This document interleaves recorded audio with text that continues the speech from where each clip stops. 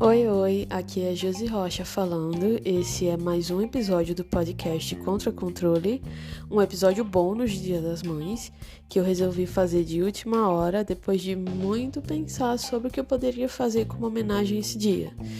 Eu pensei em fazer posts no Instagram, pensei em gravar vídeos para colocar no Stories, no TikTok, no Reels, pensei em fazer muita coisa, mas eu não sabia muito bem como fazer.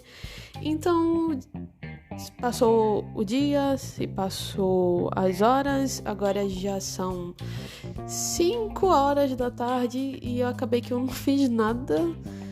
Porque eu tava pensando em fazer algo muito bonitinho, muito certinho, muito fofinho e não rolou. Então, assim, eu não vou deixar passar a data em branco, mas não vou fazer uma coisa muito perfeitinha. E tá tudo bem, porque afinal de contas hoje é Dia das Mães e eu sou mãe e hoje é um dia que deveria ser pra uma mãe descansar, pra mãe ser homenageada, não pra mãe estar trabalhando na frente do computador. Deveria ser um dia pra curtir a companhia dos filhos, né? Enfim, então eu me permiti passar o dia curtindo a companhia do meu filho e agora que ele tá dedicado às coisas dele, nesse momento ele tá mexendo no celular dele, fazendo as coisas dele, então eu resolvi vir aqui gravar um episódio rapidinho. Então, pegue seus fones de ouvido, prepare sua xícara de café e vamos ao episódio bônus de Dia das Mães do podcast Contra Controle. Eu realmente pensei se eu deveria ou não fazer esse episódio de hoje. Por quê? Porque não houve uma preparação, eu pensei em uma série de coisas para abordar, como, por exemplo, a questão da saúde mental materna, que merece um episódio especial, bem trabalhado, bem pesquisado. Quem sabe com a participação de outras mães ou de algum profissional da área da saúde mental para dar uma palavra, para não ficar só nas minhas palavras, nas minhas ideias, sabe? E também pensei em falar sobre dicas relacionadas à maternidade, coisas que eu aprendi ao longo da minha jornada. Também dá para fazer um episódio sobre isso, mas eu acho que esse episódio ele vai ser mais reservado para uma conversa de mãe para mãe, sem muita cobrança, sem muita busca por perfeição, sem seguir um roteirinho, que na verdade eu já não sigo roteiro, porque eu tentei seguir roteiros e não deu muito certo, então eu prefiro falar de forma livre. A inspiração surge, o assunto surge, a vontade de falar sobre determinado tema surge e eu só gravo. Então, eu acredito que tem funcionado bem assim e eu acho que dessa forma eu consigo passar uma maior naturalidade. Então, eu acredito que esse tema de Dia das Mães precisa ser falado de uma forma mais natural. Eu acredito que nesse momento tá todo mundo enjoado de receber homenagem, já receberam homenagens o dia inteiro, Feliz Dia das Mães o dia inteiro, já tá todo mundo saturado, então eu quero falar de algo um pouquinho mais sério. O título que eu escolhi para o episódio de hoje é Mãe Tem que Saber. Esse tema, essa questão, ela já me assombra por um bom tempo e ela vem fruto de uma vivência minha quando meu filho ele era bem mais novo e quando eu ainda estava no começo de entender como lidar com ele. Eu não tinha acesso à informação, não tinha acesso a estudo, não sabia onde procurar informações. Onde meu filho fazia acompanhamento, não havia um direcionamento, um treinamento de pais, não havia uma conversa próxima. Acredito que também fosse uma coisa da época, porque nessa época tudo relacionado ao autismo era muito focado na relação profissional-paciente, de uma forma que as mães, os pais eram aqueles que levavam a criança no atendimento, levavam até o consultório, o profissional ia lá, abria a porta, pegava a criança, oi mãe, bom dia, tudo bem? Pegava a criança, levava para dentro da sala, fechava a porta, depois de 1 hora devolvia a criança, tchau, até semana que vem, era isso.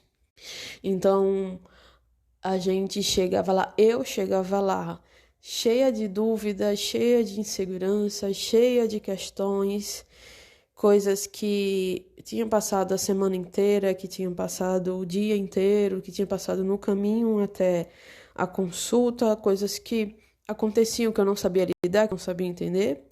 E como aquela figura do profissional era visto como, nossa, aquele que tudo sabe, a pessoa que estudou, a pessoa preparada, ele vai suprir as minhas dúvidas, ele vai me trazer informação, ele vai me direcionar como lidar com isso. Então, eu, na minha ingenuidade, acreditava que se eu levar as questões relacionadas ao meu filho para os profissionais que atendem ele, eles vão me responder. Então, eles vão me direcionar e eu vou saber lidar com isso. Era o que eu entendia na época. Hoje eu já sei que não. Hoje eu já sei que quando você é mãe de uma criança autista, de um adolescente autista, você precisa buscar informação, você precisa estudar dentro das suas limitações, porque, infelizmente, a questão do tempo e a questão financeira e a questão da rede de apoio afeta muito em a gente conseguir estudar, a gente conseguir informação. Mas eu acredito que a gente se unindo a outras famílias, a outras mães, a outros autistas, a gente consegue trocar muita informação legal, que ajuda a gente a lidar com muita coisa que sozinha a gente não conseguiria. Inclusive que sozinha a gente pensa que somos as únicas pessoas do mundo que passam por aquilo. Porque quando você não conhece outras mães que passam por experiências parecidas com as suas, você tende a acreditar que você é a única pessoa do mundo passando por aquilo, que ninguém entende. Quando você tenta conversar com outras pessoas, seja com um profissional, seja com uma mãe de uma criança neurotípica, a pessoa não entende, a pessoa te dá respostas simplistas que não funcionam, que não servem para a sua situação. Então, a mãe de autista, ela precisa estudar. Ela precisa ler sobre, ela precisa correr atrás. Por quê? Como uma obrigação? Não, porque a mãe, ela já tem obrigações demais.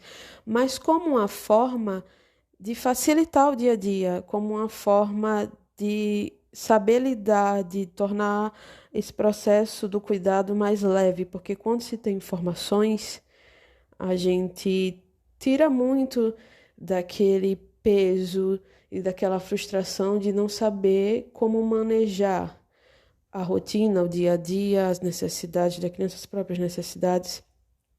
Então, voltando ao assunto que eu acho que eu me perdi um pouquinho.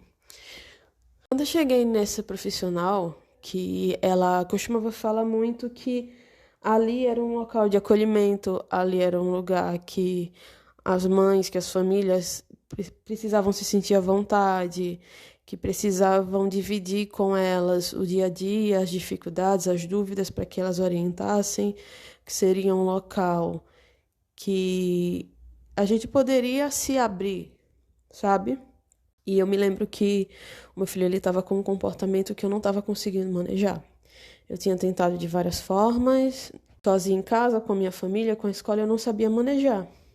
Então, eu chamei essa profissional de canto e falei, olha, o Lucas está com esse comportamento assim, assim, assim, eu já recebi reclamação da escola, já tentei manejar junto com a escola, já tentei manejar em casa, mas como eu não tenho estudo, eu não tenho instrução, não estou conseguindo manejar e eu queria saber da sua parte como é que eu poderia manejar esse comportamento. No que a profissional me respondeu, como assim você não sabe? Você é mãe, você tem que saber.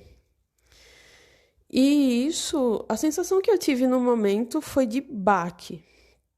Porque eu pensei assim, cara, não acredito que eu vi isso. Sério, não acredito que eu vi isso. Porque é muito difícil você abrir uma fragilidade sua para alguém esperando que essa pessoa vá pelo menos acolher. Porque ninguém é obrigado a saber tudo, sabe? Mas a partir do momento que você está ali se colocando como profissional especialista numa situação, é esperado o paciente, o familiar do paciente espera que você saiba lidar com aquilo. E a pessoa, além de não saber lidar, que poderia dizer, olha, eu não sei muito bem, mas eu vou procurar saber, vou me informar e vou te falar alguma coisa na próxima semana, ou quando eu souber, eu te falo, vou estudar a situação para a gente manejar juntos. Não. A resposta que eu recebi foi essa, você é mãe, você tem que saber. E isso me marcou tanto que eu trago comigo até hoje, mas na época a sensação, o sentimento que eu tive foi de constrangimento, porque eu me senti incapaz como mãe e eu me envergonhei de não saber manejar um comportamento que não estava sendo legal para o meu filho. Então, eu trouxe isso comigo, até me marcou muito. A partir daí, foi que eu procurei estudar e procurei descobrir por conta própria, como com outras mães, na internet, procurando cursos. Foi aí que eu tive um impulso, um start, de iniciar a graduação em psicologia, porque eu acreditava que dentro da graduação eu aprenderia como lidar com isso, lidar com as questões relacionadas com a educação da criança autista. Outra coisa que não foi suprida, e isso pede um novo episódio, falando sobre o porquê as graduações elas não preparam o profissional para lidar com crianças autistas. Mas a questão que fica, e que hoje, depois de uma graduação em psicologia, que eu estou já terminando, já estou nos últimos meses para terminar a graduação, depois de fazer vários cursos, depois de ler vários livros, eu chego à conclusão que se a pessoa que estudou tanto tempo para saber lidar com o comportamento, ela não tem um conhecimento para passar para uma mãe, imagina uma mãe que não teve acesso à informação, que não teve acesso a estudos, que ela gerou aquela vida, que ela teve aquela vida, que ela cuida daquela vida 24 horas do dia dela, como ela vai saber? E isso é uma questão que perpassa não só o cenário daquela época que eu vivia, como ainda existem resquícios disso hoje, porque na cabeça das pessoas, em geral, existe a crença de que a mãe ela sabe tudo sobre o filho. Que a mulher, quando ela se torna mãe, eu acho que baixa uma atualização no cérebro dela que de repente ela sabe tudo sobre criança. Ela sabe se o filho está sentindo fome, se está sentindo sede, se está com algum mal-estar, o que é que ele está pensando, o que é que ele está sentindo, e não é assim. Não é assim. Tudo que a mãe ela sabe sobre o filho, ela aprende junto com o filho. E da mesma forma o filho aprende com a mãe. É uma troca de aprendizagem entre a mãe e o filho. Mas a gente sabe que não é só isso. Não é só isso, principalmente quando a gente tem, desde a gravidez, pessoas em todos os lados, sejam familiares, sejam amigos, sejam estranhos, sejam pessoas na internet, todo mundo com a receita pronta e infalível de como criar, de como educar uma criança. Nossa, é muito fácil educar uma criança quando essa criança não é sua. Quando essa criança é do outro, é muito fácil. É tudo muito fácil. E quando a gente traz isso para um contexto de uma criança que tem necessidades especiais de adaptação, e quando ela não consegue ou tem dificuldade de identificar e de comunicar aquilo que ela está sentindo, aquilo que ela está experienciando, aquilo que ela quer, aquilo que ela sente, é um pouco mais difícil. É um pouco mais difícil e eu acho até um pouco cruel que as pessoas joguem tudo isso para a mãe. Por exemplo, se o seu filho ele não aprendeu a falar ainda, se o seu filho ainda não fala, é culpa sua que não estimulou. Se o seu filho não interage tão bem com outras crianças, é culpa sua que mimou demais. Se o seu filho ele tem dificuldades para dormir, é culpa sua que deu o cochilo no momento errado, que não deu o chá tal, que não fez assim, que não ninou, que não passou, sei lá, o óleo essencial fulano de tal. Se a criança ela não consegue comer alguns alimentos, a culpa é sua porque você não introduziu aquele alimento da forma adequada. Então, assim, é um excesso de cobranças desnecessárias que acaba tornando a maternidade uma coisa pesada e exaustiva que não deveria ser. Porque essas mães, elas precisam de apoio, de orientação, de acolhimento, de alguém que elas possam se abrir e falar sobre as dúvidas, sobre as questões, sobre as dificuldades, e que se a pessoa não puder ajudar, que ela pelo menos acolha. E às vezes não é o que acontece. Eu costumava me consolar achando que isso era uma coisa atrelada não só à época que isso aconteceu, porque houve um movimento acerca do autismo, porque antes, como eu falei, era tudo voltado para profissional, paciente, tudo dentro da salinha. Passou dali, acabou. E houve um movimento que mães e pais e familiares começaram a estudar, começaram a buscar informação, começaram a ser ativistas, a falar, a lutar pela causa. Então teve esse boom assim, de pais, de mães, de famílias envolvidos na causa do autismo. E depois vieram os próprios autistas falando sobre si, falando, olha, eu concordo com isso, com aquilo eu já não concordo, olha, eu sinto assim, eu penso assim, não é bem assim como vocês estão falando, a minha realidade eu vejo dessa forma, não dessas que vocês estão falando que eu vejo, e que é um movimento muito importante, mas ainda assim, ainda hoje, ainda existe essa crença de que a mãe, ela precisa saber tudo.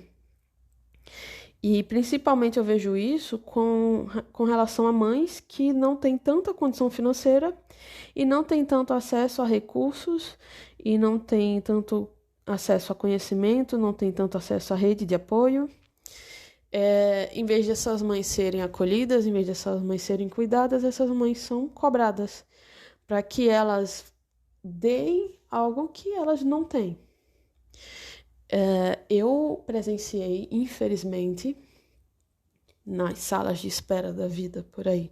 Eu acho que, inclusive, eu já devo ter falado sobre isso brevemente num dos primeiros episódios. Eu vi uma cena lamentável que me fez relembrar dessa situação que aconteceu comigo.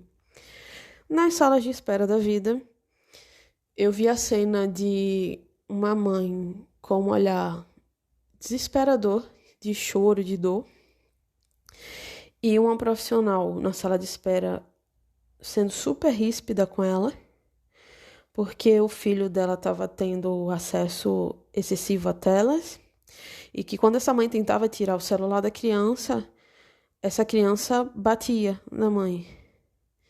E essa profissional estava falando horrores. Nossa, como assim você deixa? Como você deixa ele bater em você? Você é mãe. Se ele tá fazendo com você agora e quando ele tiver 15 anos. E a mãe, ela não deve ter nem se dado conta, mas ela olhou pra mim e, tipo, o olhar dela conversou comigo, falou comigo de uma forma que eu acho que só sente quem já sentiu na pele, só entende quem já sentiu na pele. Eu olhei nos olhos daquela mãe e eu entendi, ela, sem uma palavra, eu entendi totalmente o que ela queria dizer. Ela estava pedindo ajuda. Ela pedia ajuda e ela não estava recebendo ajuda daquele profissional. Ela estava recebendo mais cobrança, mais reclamação, mais um fardo. Quando não deveria ser assim. Será que esse profissional não sabe que essa mãe com certeza já ouviu isso da família? Já ouviu isso de estranhos na rua? Já ouviu isso, sei lá, digamos que ela frequenta a igreja, dos membros da igreja? Será que ela acha que ele já não ouviu isso? Nossa, você é mãe, você tem que saber. Então, eu acho que a gente que estuda, a gente precisa ter uma palavra a mais para falar sobre isso. Então, assim, o ideal seria que a gente tivesse acesso à informação de qualidade e que as mães soubessem. Seria o ideal, mas na realidade não é assim. Muitas vezes essas mães, elas não têm rede de apoio e elas às vezes não têm nem quem olhe o filho para elas tomar um banho. Quem dirá para elas irem estudar sobre autismo. Então, eu acho que já passou da hora de todos nós, como sociedade, nos unirmos, parar de procurar vilão. O culpado é o pai que não participa, o culpado é a família da mãe, o culpado é... Parar de encontrar vilões e agir e tomar medidas práticas para oferecer apoio a essas mães. Sei lá, você conhece uma amiga sua que tem um filho que precisa de um suporte maior? Vai lá, visite ela, leve um almoço para ela, não ter que ter o trabalho de cozinhar. Se ofereça para, olha, eu olho seu filho para você tomar um banho, para você lavar o cabelo. Ou então, olha, eu ajudo você a arrumar ele, cuidar dele pra gente fazer um passeio para dar uma volta na orla. Se ofereça, olha, eu vou te ajudar aqui a limpar a casa, vou te ajudar a lavar uma roupa. Medidas práticas, medidas práticas. E levar informação. O papel do profissional, nesse caso, é levar informação. Direcione essas famílias, direcione essas mães, ofereça informações práticas, entendeu? Ensine, nossa, olha, tem um canal do YouTube aqui que ensina as coisas legais, olha, tem essa página aqui no Instagram. Tem livros também muito bons, mas nem todo mundo tem tempo para ler. Então, assim, ofereçam ajudas práticas.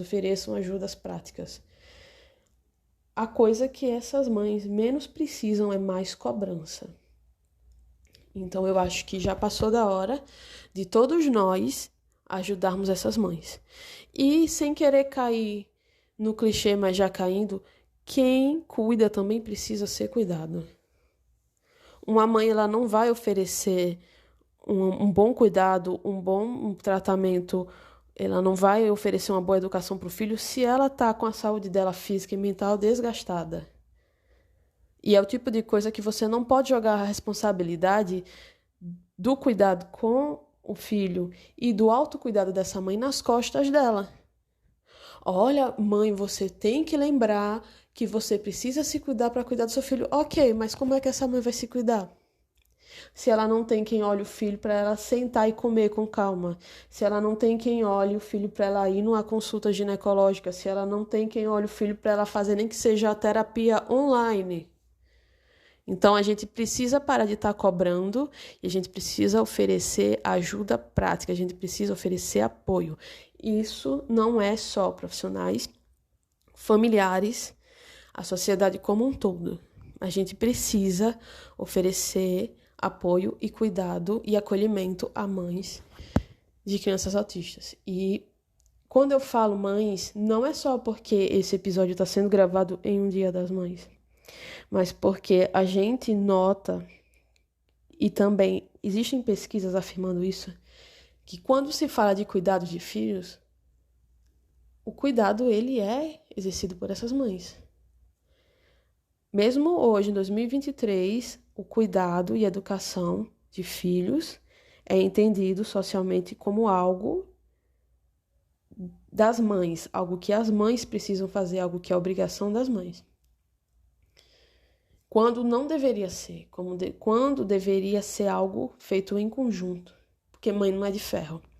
Existe uma pesquisa que é muito falada acerca de níveis de estresse de mães de autistas, que mães de autistas têm um nível de estresse que se compara ao de soldados combatentes.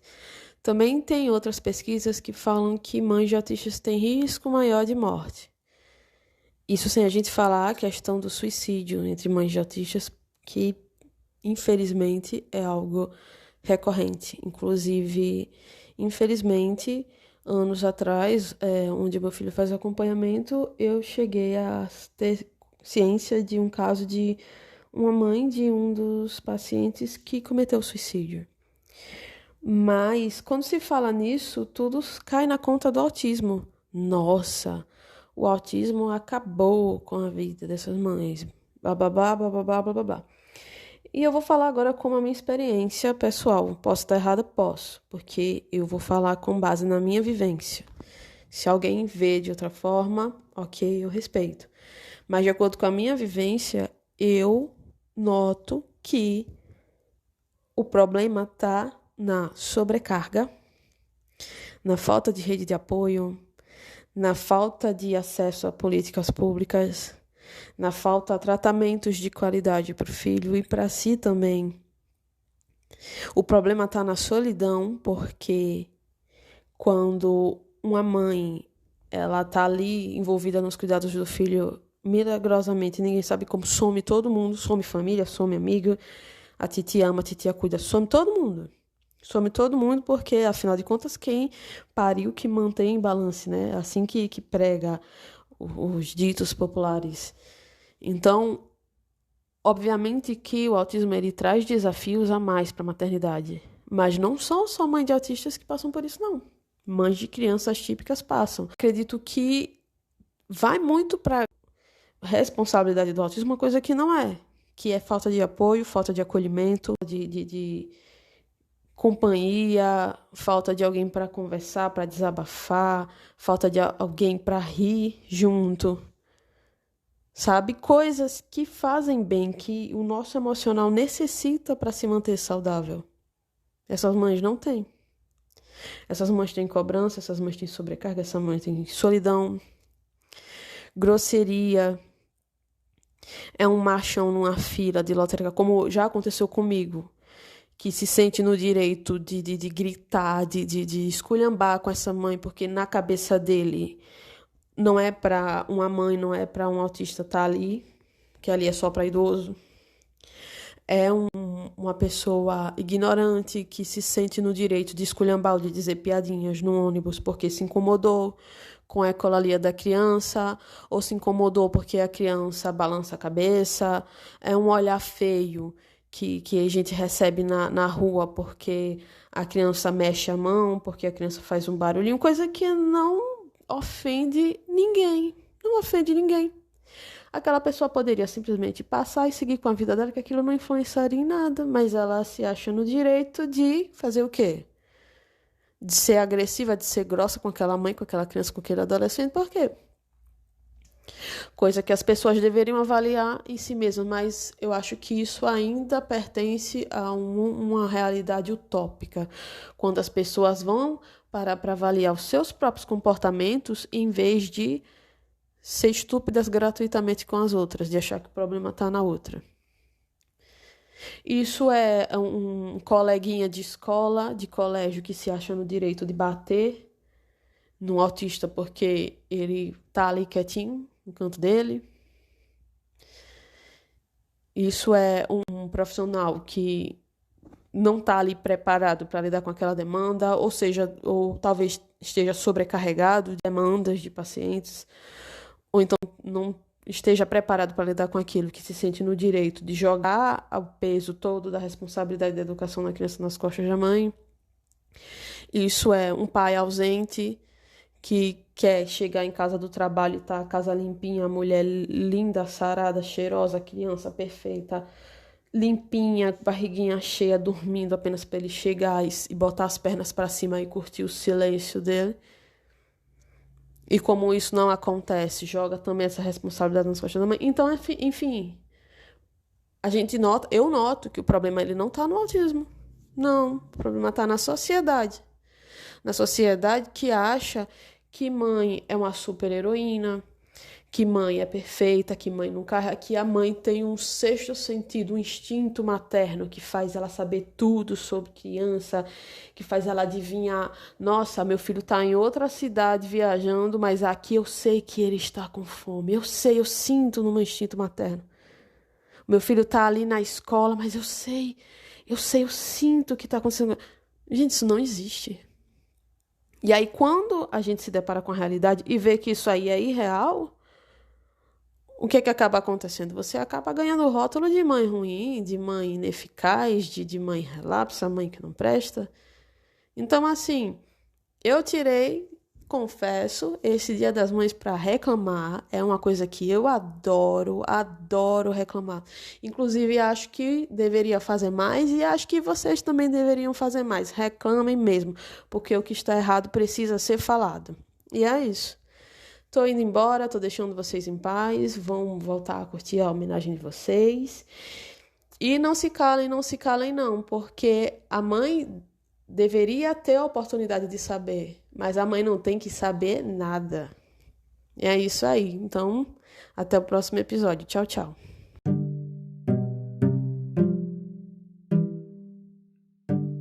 O episódio de hoje foi bem polêmico, eu sei. Mas o que é que eu pretendo trazer nessas situações? Eu pretendo que as pessoas, principalmente os profissionais e as mães, elas tenham um olhar mais atento em relação a essas falhas de comunicação entre as famílias, entre o cuidador e entre os profissionais, que infelizmente ainda acontece hoje. que precisa haver um cuidado maior ao lidar com essas famílias, ao lidar com essas mães, porque são pessoas que já vêm de um lugar de fragilidade. E não que as mães não devam falar tudo que acontece profissional. Devem falar tudo que acontece, tudo relacionado ao filho, tudo relacionado à rotina. É importante essas informações para que tenham um bom andamento, né, as terapias, para que elas tenham efeito. É importante haver esse vínculo, mas quando esse vínculo ele não acontece, quando há essa quebra de comunicação, essa quebra de confiança entre as famílias e entre o profissional, o ideal é que se troque de profissional, porque quando não existe um vínculo, quando não existe uma comunicação, aquela intervenção ali ela não vai funcionar como deveria. Mas quando se traz um contexto de famílias, de mães, de pessoas que não têm um poder aquisitivo de simplesmente procurar outra terapia, muitas vezes aquelas pessoas se veem obrigadas a estar ali, porque se sair dali não vai ter um outro atendimento, não vai ter uma outra vaga. É importante saber que não, você não é obrigado a passar por isso. Se em algum momento você se sentiu desrespeitada pelo profissional, procure a ouvidoria daquele local, procure se informar, procure seus direitos. Você não é obrigada a ser maltratada num atendimento, porque aquele atendimento ali é fornecido pelo SUS, ou seja lá por quem. Então, assim, não se cale. E no mais é isso. O ideal era que situações como essa não acontecessem, e eu torço que exista um dia que não venha acontecer, mas infelizmente isso acontece e a gente não pode se calar diante dessas coisas e tem que ser falado sim sobre isso.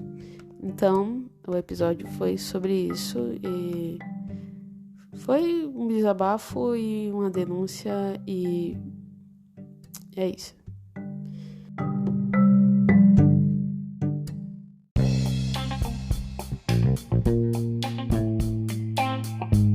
Esse foi um episódio bônus do podcast Contra o Controle do Dia das Mães, que eu tirei a oportunidade para rasgar o verbo e reclamar mesmo. Então, caso você queira acompanhar o podcast Contra o Controle, ele está disponível no Spotify, no Cashbook, no Amazon Music e no Google Podcasts, e também você pode encontrar trechinhos do podcast no Instagram, @podcastcontracontrole, no TikTok, @podcastcontracontrole também, e a gente se vê no próximo episódio.